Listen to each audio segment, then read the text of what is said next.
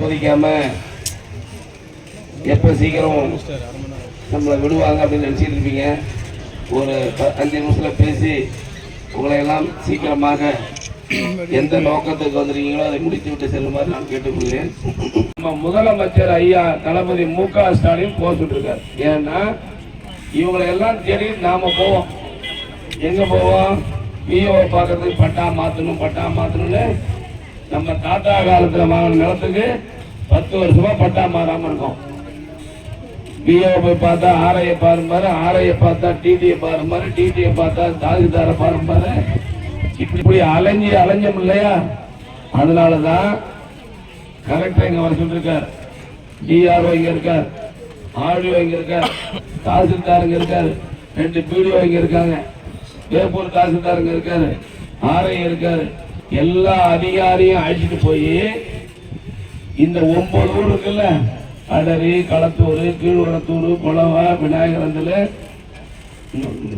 கச்சிமயிலூர், இந்த பயணப்பாடி, இந்த மக்களெல்லாம் கூப்பிட்டு அவங்களுக்கு என்னென்ன பிரச்சனை இருக்கோ அந்த பிரச்சனையெல்லாம் மனுவா வாங்கி 45 நாளைக்குள்ள அவங்களுக்கு முடிச்சு கொடுக்கணும் உத்தரவு போட்டிருக்க ஒரு முதலமைச்சர் யாருன்னா அவர் தான் தளபதி மு.க. ஸ்டாலின். அவர் தான் உத்தரவு போட்டு 10 நாள் அந்த அடரி களத்தூர் கொடுக்க போனோம்.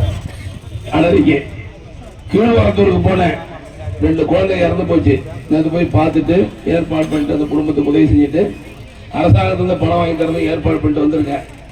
அது மட்டும் இல்லாம அவங்க ஒரு இலவச வீட்டு மன பட்டா கொடுக்க சொல்லியிருக்கேன். அந்த வீட்டுக்கு அந்த அம்மாவுக்கு அந்த 2 குழந்தை இறந்த வீட்டுக்கு 2 வீடு கொடுக்க சொல்லி உத்தரவு போட்டு வந்திருக்கேன். அது மட்டும் இல்ல, அந்த வீட்டுல 96 பட்டா வேணும்னு சொன்னாங்க. அம்மா ஆடி அம்மா கவனத்துக்கு 96 பேருக்கு நான் 10 நாள்ல பட்டா கொடுக்க சொல்லி உத்தரவு போட்டிருக்கேன். 10 நாள்ல கொடுக்குறேன்னு சொல்லியிருக்கேன். கொடுத்துடலாமா சார்? தாசில்தார் இருக்கார், அதுதான் கையில அழிச்சு வந்திருக்கேன்.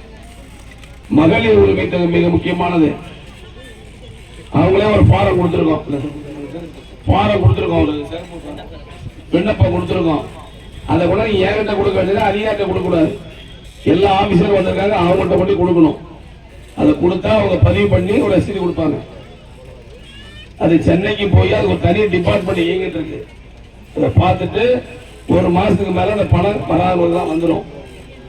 இது போல என்னென்ன வேலைகள் இருக்கோ அதை போல செய்வோம். நான் மந்திரியா இருக்கிற தொழிலாளர் துறை இன்னைக்கு பாத்தீங்கன்னா 200 பேர் கொடுக்குறோமா? 200 பேருக்கு உதவி செய்யறோம். என்ன அப்படின்னா இன்னைக்கு வந்திருக்க 713 பேருக்கு நலத்திட்டம் கொடுக்கணும்.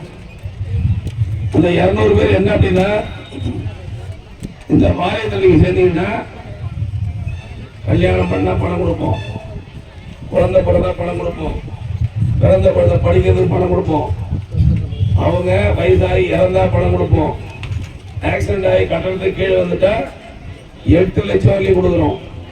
அதுக்கு நீங்க உறுப்பினராக சேரணும். இன்னைக்கு 200 பேருக்கு கொடுக்க போறோம். அது மாதிரி இது மாதிரி எந்தெந்த துறைகள்ல என்னென்ன உதவிகள் இருக்கோ அதையெல்லாம் நீங்கள் பயன்படுத்திக் கொள்ள வேண்டும் என்று நான் அன்போடு கேட்டுக்கொள்கிறேன். குறிப்பா வீட்டுக்காரர் இறந்துட்டு இருப்பாரு, ஆதரவற்ற விதவை சார்ந்து சரிவில் வாங்குறதுக்கு 6 மாசமா அழைஞ்சிருக்கோம். நம்ம பாவம் யாரை போய் பார்க்கறது. அது மாதிரி தான் உடனே கொடுத்தீங்கன்னா உடனே மாத்தி கொடுத்துருவோம். வேளாண்மை துறை ஒரு துறை இருக்கு. வாங்கினவரே வாங்கிட்டு இருப்பாரு. என்ன பூச்சி மருந்து அவரே வாங்குவாரு, விதை அவரே வாங்குவாரு, தார்பாய் அவரே வாங்கிக்குவாரு. அதெல்லாம் அது மாதிரி இருக்கக்கூடாது. எல்லாருக்கும் எல்லாம் கிடைக்கணும் அப்படிங்கிறதுக்காக தான் இந்த திட்டம். ஆதி திராவிட மக்கள் அரசாங்கம் அவங்க பிள்ளைங்க படிக்கிறதுக்கு இங்க படிக்கிறது எஸ்எஸ்எல்சி +1 +2 இல்ல, டிகிரி படிக்கல, வெளிநாட்டுல போய் படிக்கிறதுக்கு 35 லட்சம் கொடுக்குது இந்த அரசாங்கம். அதையெல்லாம் மனு கொடுத்தீங்கன்னா 35 வெளிநாட்டு லண்டன்ல போய் படிக்கிறது கூட பணம் தராங்க. இப்படி சொல்லிக்கிட்டே போகலாம். வந்திருக்க எல்லா என்னுடைய அக்கா தங்கைக்கு சொல்றேன், எந்த குழந்தையும் நல்ல குழந்தைதான் மண்ணில் பிறக்கையிலே, எந்த குழந்தையும் நல்ல குழந்தைதான் மண்ணில் பிறக்கையிலே, அது நல்லவராவதும் தீயவராவதும் அன்னை வளர்ப்பது. அம்மா தான் வளர்க்க முடியும், நல்ல குழந்தைய வளர்க்க முடியும். நம்ம குழந்தைய அறிவுள்ள குழந்தைய வளர்க்கணும், அடக்கமுள்ள குழந்தைய வளர்க்கணும், பணிவுள்ள குழந்தைய வளர்க்கணும், பண்புள்ள குழந்தைய வளர்க்கணும்.